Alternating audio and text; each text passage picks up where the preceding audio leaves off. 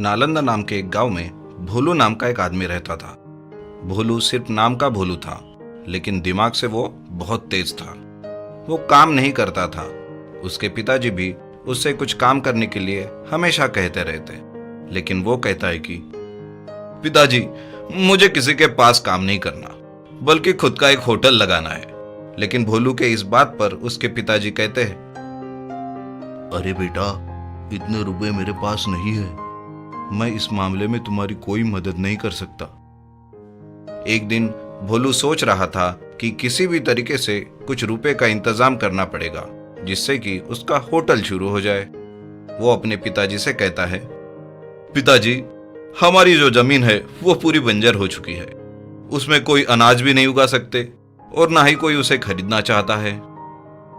उसके पिताजी उससे पूछते हैं, तुम कहना क्या चाहते हो बेटा?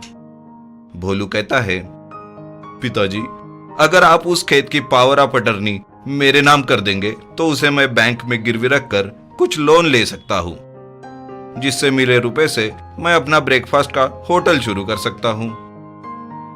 उसके पिताजी भी भोलू की इस बात को मान जाते हैं और पावर ऑफ अटर्नी भोलू के नाम कर देते हैं।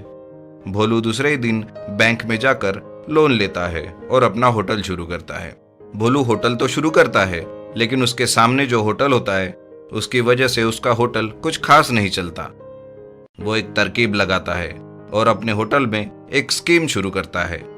वो होटल के बाहर एक मेनू बोर्ड लगाता है, जिसमें होटल के खाने के रेट बहुत ही कम लिखे होते हैं। ये देखकर लोग उसके होटल में खाने के लिए टूट पड़ते हैं और इस बात से सामने का होटल वाला उसे बात करने के लिए भोलू को बुलाता है। देखो भोलू, ये होटल तुम बंद कर दो। मैं तुम्हें अपने होटल में काम देता हूँ और पगार भी 20,000 रुपये महीने दूंगा। ये सुनकर भोलू उससे कहता है, अरे सेठ, इससे तो अच्छा तुम मेरे होटल में काम करो, मैं 50,000 रुपये दूंगा। ये सुनते ही दूसरा होटल मालिक अपना पैर का जूता निकाल के भोलू को फेंक के मारता है, लेकिन भोलू उस जूते को पकड़कर वहां से भाग जाता है और उस जूते को अपने होटल के मेन गेट पर टांग के रखता है, जिसकी वजह से उसके होटल में और भी भीड़ बढ़ने लगती है और धंधा अच्छा चलने लगता है। दूसरे दिन भोलू के सामने वाले होटल का सेठ भोलू से अपना जूता वापस मांगने आता है, लेकिन भोलू उसे देने से मना करता है। वो कहता है, नहीं नहीं, मैं ये जूता आपको वापस नहीं दूंगा, क्योंकि जब से मैंने ये जूता यहाँ पे टांग के रखा है तब से मेरा होटल और भी चलने लगा है। आप चाहे तो मैं आपको दूसरा जूता खरीद के दूंगा।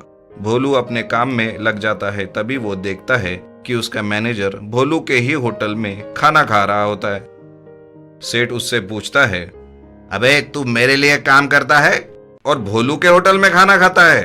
उसका मैनेजर उससे कहता है, सेठ जी, आपका होटल बहुत महंगा है। मेरी पूरी पगार तो आपके होटल में खाना खाने में ही चली जाती है।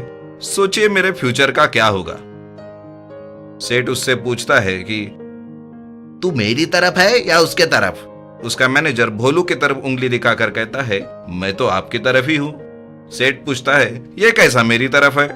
मैनेजर कहता है, उंगली उसके तरफ है सेठ जी, लेकिन दिल आपकी तरफ। इस बात से सेठ चिढ़ जाता है और मैनेजर को कहता है, तू अब मार खाएगा मेरे हाथ से।